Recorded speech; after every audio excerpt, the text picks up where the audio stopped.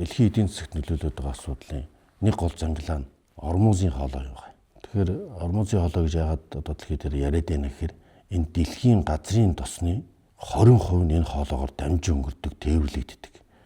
Энэ хоолой хаагдсан. Энэ хоолоогоор газрын тос тээвэрлүүлэхгүй байх бүх арга хэмжээг авч хааж байгаа гэдгийг бол Ираны тал мэдгдсэн.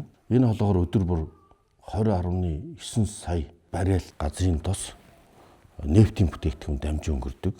За ийм учраас ормозын хоолой бол дэлхийн эрчим хүчний системийн хамгийн эмзэг стратегийн зангилаануудын нэг. Тэр дотроо Азийн эдийн засаг эрчим хүчний хангамжийн хамгийн эмзэг зангилаануудын нэг байна. За энэ бол Монгол улсын эдийн засагт шууд нөлөөлөхгүй боловч манай худалдааны гол түншч орнуудад эдийн засагт үнийн өсөлт бий болгох, нефт бүтээгдэхүүний үн өсөх бодит эрсдлүүдийг бий болгож байгаа.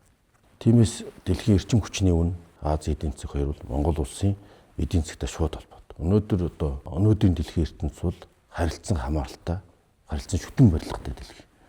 Тийм учраас Монгол улсын дэлхийн өөрчлөлтөөс